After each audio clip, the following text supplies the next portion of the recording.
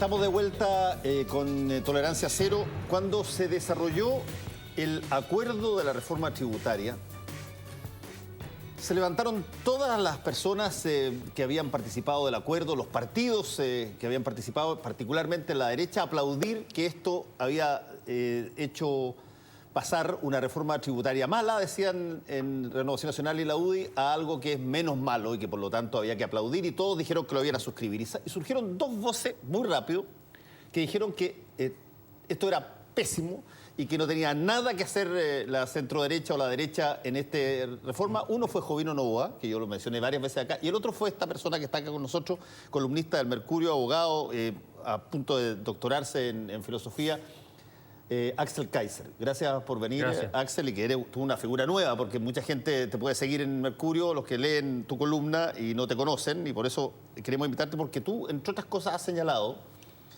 que las ideas de la derecha no están presentes en el debate y por lo tanto se está jugando en un campo dominado por ideas de otros, digamos. Y me encantaría, porque tú has preguntado mucho, Fernando, ¿cuáles son las ideas de la derecha que a tu juicio no están presentes? Bueno, suponiendo que a la derecha le gusta, la llamada derecha o centro derecha, a mí ese título, esa etiqueta no me gusta. Yo creo que hoy día las personas además no se identifican de esa manera, sino que se identifican con ciertas formas de ver el mundo. Ahora, lo que sí esperaría yo de una centro derecha como la que existe en Chile es que defienda básicamente el norte polar de cualquier grupo que en principio se identifica de ese sector, que es la libertad. Y la libertad consiste en respetar irrestrictamente los proyectos de vida de las demás personas. Eso implica, por supuesto, tanto el área económica como el área más valórica, no lo uno y no lo otro. Es decir, es una forma integral de ver el mundo y de ver el rol de la persona y su situación frente al poder del Estado y, en definitiva, al poder político. Y yo creo que lo que ocurrió con la reforma tributaria, para ir al ejemplo, es que aquí hay una derrota cultural, intelectual absoluta y total de las ideas, entre comillas, de la libertad, entendidas de esta forma, que se fraguó en los últimos 15 años. No es algo que haya ocurrido recién. Hay gente que dice el presidente Piñera tiene toda la culpa de lo que está pasando. No, la verdad es que no es así. Obviamente que él contribuyó en parte a esto, pero no es justo echarle toda la culpa a él. Aquí donde 20 años no se realizó la defensa de estas ideas de la sociedad libre, en el sentido clásico de la expresión, si ustedes quieren, y por lo tanto la hegemonía que se instaló intelectual fue más bien de aquellos que no comparten este sistema económico que tenemos ahora, que a juicio de muchas personas es el que nos ha permitido salir adelante en América Latina y a juicio básicamente de toda la evidencia también. Y en ese sentido el acuerdo fue una vez más una muestra de una derrota categórica que tuvo la centroderecha. Uno, de partida yo no sé si de verdad tiene muchas ideas. En segundo lugar, las que tiene no sé si las tiene muy claras. Y cuando las tiene claras, me caben muchas dudas de si está dispuesto a defenderlas, con coraje, digamos. Que eso es lo que yo admiro mucho más en la centroizquierda. La centroizquierda tiene mucho más de principios y eso, a mi juicio, es lo que le ha dado en gran medida también la ventaja. Y no necesariamente que las ideas sean mejores. Fernando Villegas. Mira, yo creo que lo que sucede es lo siguiente. La derecha siempre ha tenido ideas, o si tú quieres, reflejos condicionados, ciertas maneras de ver las cosas, no necesariamente desarrolladas como una doctrina, que es lo que hace la izquierda, no necesariamente desarrollados con una serie de silogismos, pero las tiene desde la época, y las tiene expresas incluso en algunos casos de la época de Platón. Él escribió en la República, vemos una manera de derecha de ver el mundo, cualquiera que haya leído eso se acordará. Totalmente alejada de la mía, por lo menos. Bueno, puede ser, pero la derecha tiene ideas, pero lo que pasa es que son derechas que no se pueden dar el lujo de andar presentando como la izquierda presenta la suya, porque, por ejemplo, la libertad.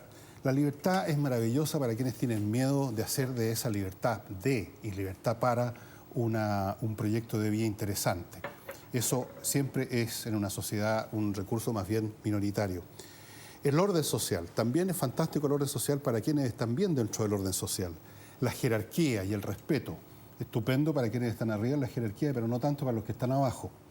El mérito, la meritocracia que llaman, fantástico para los pocos, porque hay un hecho estadístico que son siempre pocos los que son muy ricos, o son muy inteligentes, o son muy famosos, o son muy talentosos, o son muy de cualquier cosa, cuando la mayoría de nosotros estamos en la media o para abajo. Eso es una fatalidad estadística. Entonces, todas estas visiones, incluso cuando se llegan a expresar, fíjate, cuando se han llegado a expresar doctrinariamente y sistemáticamente y brutalmente, generan un absoluto rechazo. Ya a Platón hay algunos filósofo que tú debes haber estudiado, ya que vas a sacar un doctorado, en su momento lo han calificado mucho después de fascista. El primer fascista sería totalitaria la filosofía de Platón, totalitario, eso es. No es liberal. Después, si las expresa algunos de estos dictadores que hubo en el siglo XIX, XX, también eso toma la forma de cuando trata de agarrar una forma de adoctrinar, se convierte en una monstruosidad para las masas. La izquierda, en cambio, trabaja el vector opuesto y es un vector que apunta hacia los intereses, los rencores, los resentimientos, los deseos, las ambiciones de la gente común y corriente como nosotros, que está en ese medio y que por lo tanto tiene una visión distinta, tiene una visión reivindicativa a veces del mundo, que a veces bordea la rabia y bordea el deseo de tomar venganza incluso. Y eso es mucho más popular. La izquierda puede darse el lujo de presentar sus ideas a todo pasto. La derecha siempre ha tenido que ser el juego del ocultamiento. La derecha siempre se ha tenido que revestir de una capa de, ¿cómo se llama esto? O sea, tiene que metamorfosear y aparecer como progresista. Si no, se llaman centro derecha para cambiar un poco la cosa.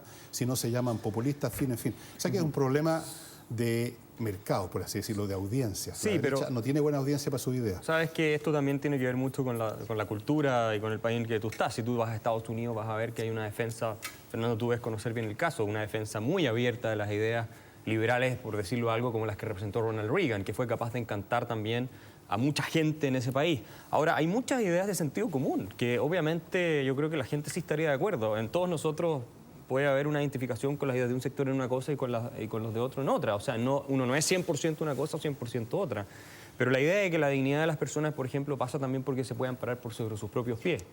De que las personas tienen que ser responsables por su propia vida y que esa es la mejor manera de organizar una sociedad. En que no haya una especie de estado paternalista que los políticos le estén diciendo cuánta sal tienen que comer, si es que pueden o no pueden fumar marihuana, que les estén diciendo cómo tienen que vivir sus vidas, cuál es el colegio que tienen que elegir para sus hijos. Confiar en las personas. Yo soy un convencido, y la evidencia histórica a mi juicio lo prueba, de que es en las personas más sencillas en las cuales radica la fuente del progreso y de la prosperidad de las naciones, y no en estas élites ilustradas que vienen con sus doctorados de las mejores universidades del mundo a planificarle la vida al resto. Entonces yo creo, Fernando, que cuando esto uno lo transmite, yo concuerdo contigo, y esta es una discusión que se da mucho en el mundo del liberalismo clásico, el libertarianismo, ¿cómo hacemos para hacer esto más atractivo? Pero en definitiva yo creo que sí hay un par de ideas fuerza muy potentes que pueden contrarrestar o competir al menos a nivel de mercado, y hay que saberlas transmitir. Y termino diciendo una cosa, yo creo que el gran pecado, en cierto sentido, de lo que ha ocurrido en Chile, si tú quieres hablar de la intelectualidad de la centroderecha o llámalo como quieras, es el excesivo enfoque en el economicismo que se ha puesto, que ha sido una visión utilitaria, eficientista, que no encanta, que no tiene alma, cuando en realidad la pregunta sobre el relato, el famoso relato, es una pregunta que tiene que ser contestada con filosofía política. Hablábamos con Fernando sobre la importancia de la filosofía. ¿Cuál es la teoría de justicia que va a ofrecer este lado, digamos, la llamada centro-derecha, a la ciudadanía? Y no, oiga, mira, se cayó el producto tanto. Obviamente esos argumentos son importantes, pero si tú no lo anclas con una especie de épica que apele también a impulsos que son muy naturales en los seres humanos, yo creo que no tiene forma de prosperar. Déjame aterrizarlo, Alex, al Chile 2014. Axel, perdón. Tengo anotadas dos ideas, al menos dos, que tomé de algunas de tus últimas columnas, o conceptos, digamos. Hay que perseguir la riqueza y no la igualdad. Es un error perseguir la igualdad porque lo que puede llevar a la igualdad es la riqueza.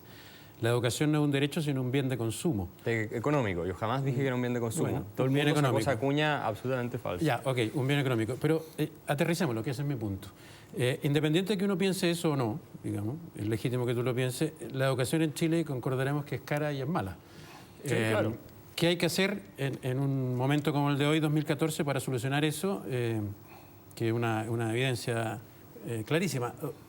Tú dices que una de las soluciones es profundizar el modelo.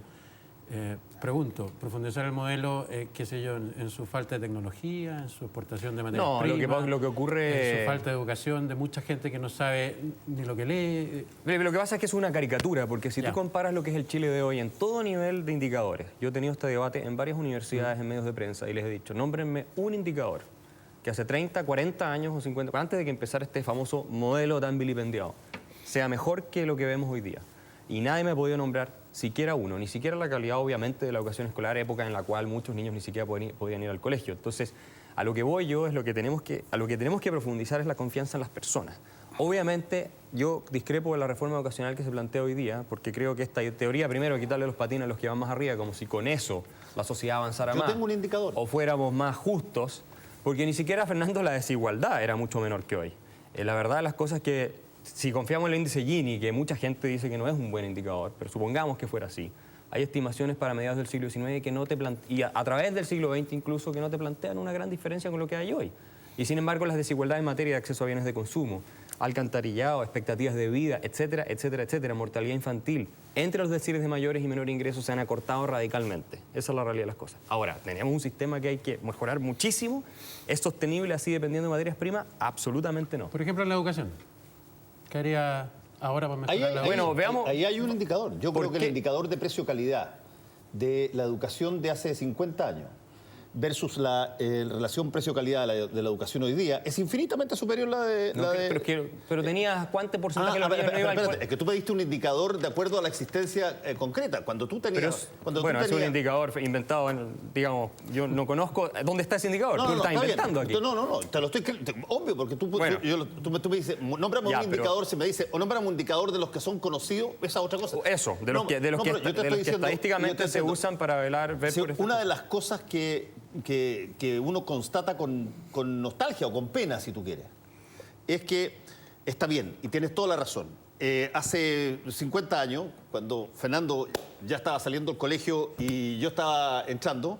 no exageremos. No exageremos. Pero efectivamente había una materia escolar que estaba compuesta de una serie de otros elementos que fueron desapareciendo o fueron desaparecidos más tarde en el tiempo. Los profesores normalistas, los currículum con educación física, menos gente en los colegios, cierto, menos gente en las universidades, cierto, pero el precio-calidad, relación del producto que salía de ahí era mucho mejor que el de ahora. Pero Fernando... Entonces, si tú me vas a decir, no puede darse esa educación si es que amplías la masa...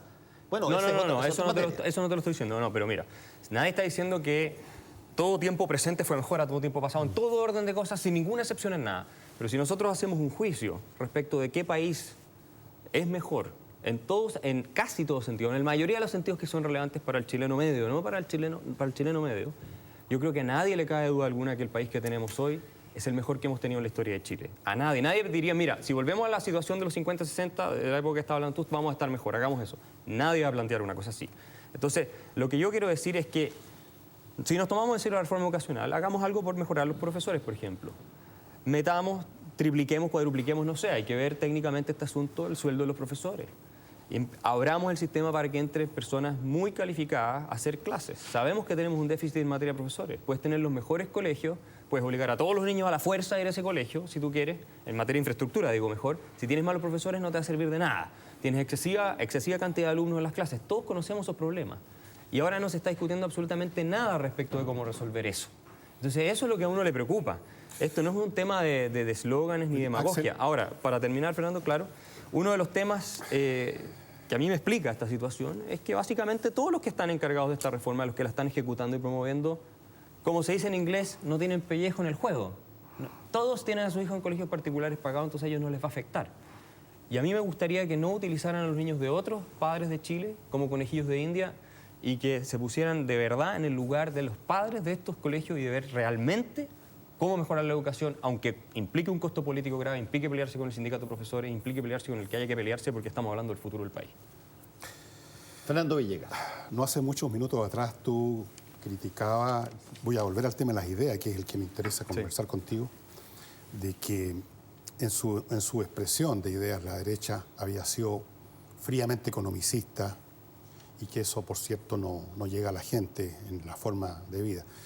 Sin embargo, tú en estos últimos minutos conversando con Felipe y Fernando a propósito de las virtudes del modelo, que yo comparto contigo, que ha sido mejor que otras cosas que hemos tenido, pero que has dado de argumentos, los mismos argumentos fríos que dan los economicistas. Número de alcantarilla, número de esto, cuánto ha mejorado esta cosa por aquí, otra por allá. Y esa es precisamente la maldición que persigue a los sectores de derecha cuando se trata de entrar al tema de las ideas, que cuando tú mismo, en forma automática y natural, te pones a dar razonamientos, podríamos decir, físico-matemático. Esto, hay más de esto, hay más de lo demás allá. La gente come mejor, evidentemente. En mi época la gente todavía se moría de hambre porque les venían todas las enfermedades, a los 40 años estaban liquidados. Correcto. Pero yo no estoy en campaña política. Pero cuando uno habla en política de ideas, se refiere a ideas, no meramente ideas en un pizarrón o estadística, se refiere a ideas que inspiran y señalan camino y hacen que la naturaleza humana, que es una naturaleza miserable y agobiada por el aburrimiento y por el dolor, se rescate por un momento de eso. Y eso las izquierdas lo hacen muy bien. Ellos sí plantean épicas. Las épicas pueden ser como las pelotas, muchas veces pueden ser ridículas y no funcionan y el sueño se convierte en pesadilla, es verdad.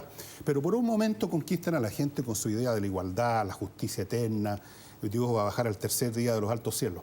La derecha no hace eso y no puede hacerlo, porque sus ideas reales son el cuánto por ciento del PGB aumentó, que la gente que comía un paquete de harina ahora come 2, que esto y que lo demás allá, y finalmente tú sales con este concepto de confianza en las personas que es de una vaguedad absoluta, o hablas de la libertad que para la gente que no tiene los medios que ellos quisieran tener no significa nada. Ellos no se sienten libres, se sienten prisioneros.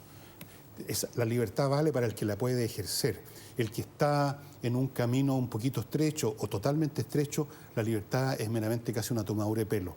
Entonces, bueno, la derecha, Fernando, déjame terminar, Axel, la derecha tiene un problema visceral para poder comunicar ideas y por eso te vuelvo a repetir. Y otra vez en la historia de política de Chile yo he visto este transformismo ideológico de la derecha, salvo cuando dominaba tan totalmente la cosa, porque el voto era censitario básicamente, que por supuesto podían, digamos, exponer su punto de vista abiertamente. Pero yo te mencioné una idea fuerza que a mi juicio tú puedes decir que es vaga, pero la verdad es que estas ideas, obviamente, cuando aspiran a inspirar, son relativamente vagas. Y la idea de que la dignidad de las personas pasa porque se puedan parar sobre sus propios pies, que puedan ser autónomos. Y además te digo una cosa más, esta posición obviamente que lo que promueve también es un mínimo bajo el cual nadie deberá caer. Eso está claro. Lo que no es compatible con una sociedad de personas libres, y esto es muy importante decirlo, es un techo sobre el cual nadie podría subir. Es decir, sacarle los patines a la gente para que no ande más rápido, como promueve el famoso economista Piketty, aplicar un impuesto 80% marginal sobre los $500.000. Cosa que gente como Alexis Sánchez no pueda tener el sueldo que tiene hoy. Entonces, eso no es compatible. Lo que sí es compatible es un mínimo bien diseñado. Y aquí viene toda la parte eficientista que Fernando me está diciendo ahora. Obviamente yo no soy un político, ni estoy en campaña política, y yo estoy además en una tribuna. Este es un programa que lo ve en general un cierto tipo de público y obviamente argumento de esa manera, pero lo que yo quiero decir es que hay ideas de filosofía política como con las cuales conquistó en su época, tú puedes decir una cultura totalmente diferente, no tiene nada que ver, Ronald Reagan es de Estados Unidos, no es Chile, pero yo te digo, este país le dio una lección al mundo en el sentido de la gente, cómo en definitiva adoptó esta ética de la responsabilidad personal y sacó al país adelante. Y en definitiva, hoy tú lo ves en las encuestas, no quieren que les cambien de fundamento eso. Y lo que falta es un relato que sintonice.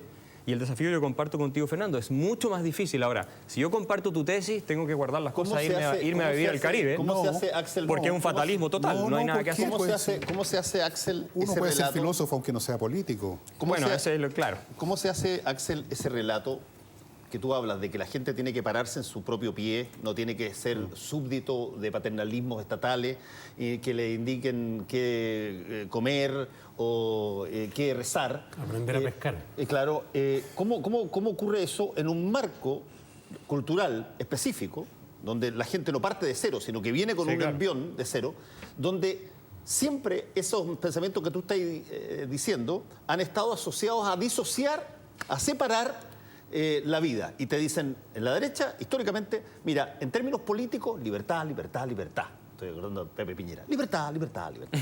y en el ámbito valórico, ojo, no. No hay matrimonio homosexual, no hay que fumar marihuana, no hay que hacer esta cosa, no hay que hacer... Y ese es el grupo real sobre el cual tú estás tratando de hacerlos cambiar de vereda. Bueno, mira, si yo tuviera la respuesta a esa pregunta y la solución verdaderamente, no sé, estaría... Pero entiendo tu pregunta. O sea, yo creo que ese es un problema grave, el no defender una visión integral de la libertad en lo que es la centro-derecha en Chile y defenderla además con coraje y con convicción. Y oponerse a cosas como toda esta satanización que hay, por ejemplo, del consumo de marihuana y otros temas que tú has mencionado.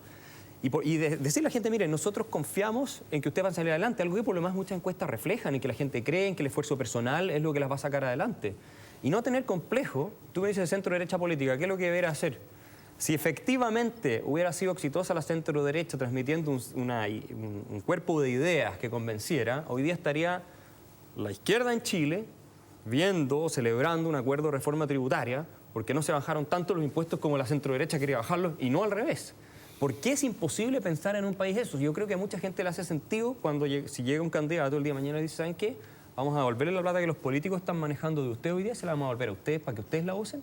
porque creemos que esa es la mejor forma de beneficiar a la sociedad. Usted sabe mejor qué hacer con su dinero que los políticos qué hacer con el dinero de usted. Y ese tipo de mensaje, yo no te puedo dar la respuesta aquí, absoluta, pero creo que ese tipo de mensaje sí tendrían una resonancia importante en la ciudadanía en Chile, especialmente en los tiempos que están corriendo hoy. Deja preguntarte por el tema de la riqueza. ¿Me recuerda a Frank Lutz? Estados Unidos. No, de la riqueza. Tú divides, te estaba leyendo también los derechos sociales, digamos esto del derecho, lo defines muy graciosamente, el derecho a vivir bien gratis a costa de los demás, que tiene que ver con el derecho a educación gratis, que después se pasa a salud gratis, vivienda gratis, transporte gratis, pensiones gratis. Eso es un tipo de derecho, pero hay otro tipo de derecho que tiene que ver con la libertad de expresión, que tiene que ver con el derecho a la vida, los derechos negativos, con el derecho a propiedad. Y también un poco con cómo funcionan las instituciones y los sistemas. Lo digo a propósito del caso Cascada, que hemos estado conversando todo el programa. ¿La búsqueda de la riqueza permite conculcar algunos de esos derechos, permite relajar algunas de esas normas si se está cumpliendo el objetivo de la riqueza? Caso emblemático, la dictadura de Pinochet. No, la verdad es que, bueno, y ese es el gran desastre del régimen militar, que básicamente, ahora claro, bueno, alguien te puede decir es que cuando los militares gobiernan siempre pasan esas cosas, de alguna manera es casi imposible pedirles que no ocurran, digamos, ese tipo de cosas. Pero efectivamente la libertad es una, y tú tienes que respetarla en todas sus dimensiones y en cualquier circunstancia. Obviamente existen periodos de convulsión, de guerra civil, de cosas donde lamentablemente el ideal no se cumple. Pero la responsabilidad de todos los que tenemos algún rol de influencia, por mínimo que sea, es velar porque esos derechos no puedan ser conculcados bajo ninguna circunstancia, pero tampoco en una democracia, porque tú puedes también tener democracias que aplastan los derechos de minorías o incluso de mayorías si tienes minorías bien organizadas que se hicieron del poder. Entonces, para contestar tu pregunta, el caso, tú hablabas del caso Cascada o otros casos más, La Polar, etcétera. Corrección en el sistema. Corrección en el sistema. Sí. Mira, lo que ocurre es que el sistema de libertad se basa en la premisa fundamental, es el respeto por los derechos fundamentales del otro. Por su derecho a la vida, por su derecho a libertad de expresión, por la idea de que pueda perseguir sus fines de manera que no sea interrumpido por otro o coaccionado por otros para no hacerlo, respetando igual derecho de los demás. Entonces, las estafas, la afectación del derecho de propiedad, etcétera, el robo, el asesinato, todo eso está fuera del marco de una sociedad de personas libres. Que además tiene que estar... ¿A ti te parece lo de Cascada una estafa? ¿Un delito claro y flagrante? Mira, yo te voy a ser muy franco, yo no he estudiado los antecedentes en detalle del caso Cascada, así es que no me puedo pronunciar, creo que hay que esperar el juicio, el resultado del juicio. Y lo que decía, aparentemente se ve feo por lo que decía el invitado anterior de ustedes, pero yo no tengo antecedentes para emitir el juicio. Si es que efectivamente fuera así, y la justicia lo determina, tiene que obviamente ser con todo el peso de la ley la peor de las sanciones. Eso es lo que yo pienso. Si es que fuera así. Esto de la libertad tiene muchas posibles maneras de examinarlo y analizarlo. Está claro que la gente se siente que cuando la están oprimiendo, el grito de libertad sale natural. Si te estoy impidiendo moverte, si te estoy apaleando todos los días, si te rodeo con un alambre de espino. Entonces ahí la gente se revuelve contra eso y se amotina, y entonces apareciera como que la naturaleza humana tiene un impulso intrínseco a la libertad. Pero una vez que tú satisfaces esas cosas básicas, ya a la gente no le interesa tanto la libertad, sino que incluso están dispuestos a vender su libertad por ganar derechos a obtener beneficios gratuitos.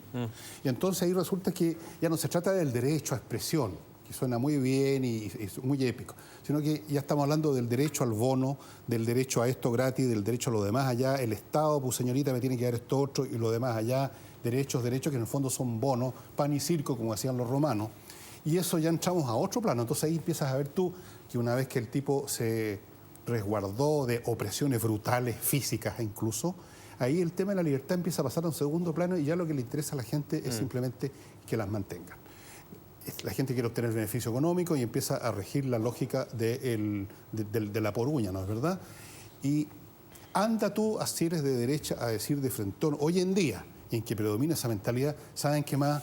Una cosa es tener derecho a expresarse y otra cosa es creer que tener todo gratis es un derecho. Eso es más bien un asunto muy debatible, que en algunos casos puede ser hasta frescura, o puede ser simplemente una mala costumbre que va a llevar a una sociedad, digamos, de mendicantes profesionales.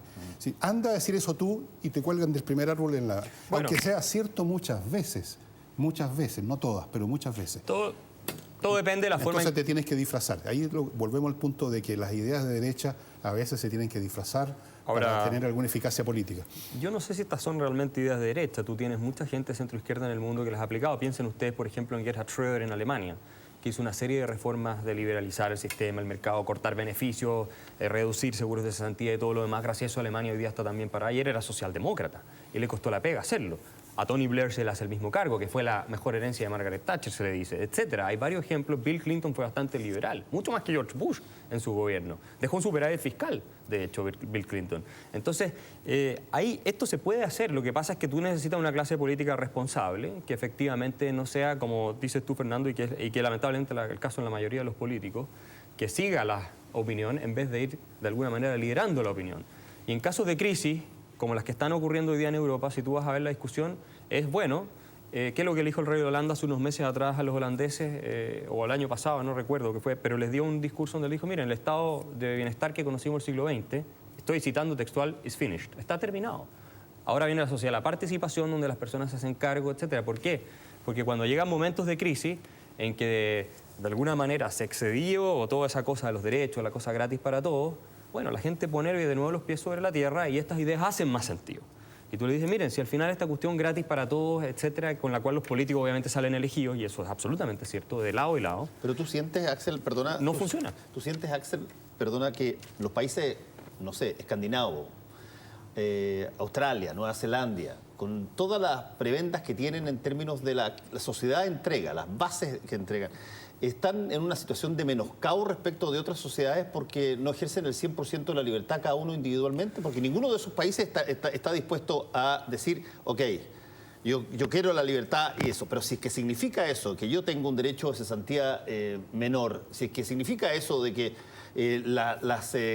las potencias o fórmulas de ejercer la política sobre la base de triangulación entre empresarios, Estados y sindicatos potentes va a cambiar, no me parece. Bueno, y eso es lo que dice Fernando, que cuando hay intereses de por medio, eso es lo que Friedman llamaba la tiranía del status quo, que una vez que se arma, ¿no es cierto?, el triángulo de intereses entre los que están ahí agarrados del Estado, es muy difícil cambiar las cosas. Ahora, yo tampoco estoy diciendo que no tenga que haber nada. Como te digo, tiene que haber un mínimo garantizado, a mi juicio, bajo el cual nadie pueda caer. Pero tiene que ser muy cuidadosamente pensado y bien hecho de manera tal de que tú no generes las distorsiones que estás viendo hoy día en muchos países del mundo, incluido Estados Unidos por lo demás, que está con un problema fiscal terrible. Ahora, tú puedes, en definitiva, convencer a la gente que eso es correcto si tienes una clase política responsable. Los suecos lo hicieron.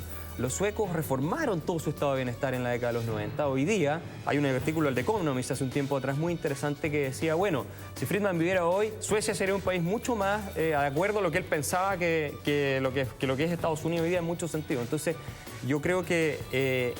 Al final no tenemos alternativa, eso es lo que les quiero decir, porque si fuera posible y verdad que podemos darle todo gratis a todo el mundo, yo sería el primero en estar de acuerdo con eso. Pero la realidad nos prueba que lamentablemente eso no es viable. Nos llevaría a una sociedad de zombies, pues Axel, no puedes estar de acuerdo con eso, aunque hubieran los medios. Yo te lo prohíbo firmemente. Bueno, eres más libertario que yo entonces, Fernando. No, yo creo absolutamente. Yo creo que alguien más libertario que yo. Yo creo que mira, puede ser y vivir y morir. El mayor problema de esto es un poco, si tú quieres, la lógica. John Rawls tuvo que hacerlo como una situación imaginaria, porque no se puede dar en la práctica. Pongámonos en una posición imaginaria donde hay que decidir cuáles son las leyes, cuáles son los valores, siempre y cuando todas las personas que estamos imaginando eso no sabemos si vamos a terminar, si vamos a nacer mendigos, vamos a nacer profesores, vamos a nacer ingenieros. El velo de la ignorancia. Y ahí se puede, el velo de la ignorancia. Y ahí tú puedes hacer eso, pero en la vida real, donde tú tienes un envión y la gente está categorizado en gente que tiene beneficios mayores que otros, impulsar eso no hace más que mantener la cosa o acentuarla. Pero la alternativa, Fernando, es quedarnos de brazos cruzados, no hacer nada. No. La alternativa es, creo yo, un trabajo de introducir cooperación, introducir equidad. Pero eso también hay que explicarlo y a la gente hay que tratar de convencerla de cuál es el camino más productivo, más fértil, y es el que dice Fernando, la confianza en el esfuerzo personal. Y eso es lo que queremos promover. Axel Kaiser, muchas gracias por haber venido. Gracias a usted, muchas gracias. Y bueno, tú ahí estás, ahí todos los, no sé qué días escribes tú en el Mercurio. Martes se publica. Martes se publica. Pero una vez al mes. Oye, a propósito de lo imaginario, me está pidiendo darle un saludo a Nicanor Parra por los 100 años.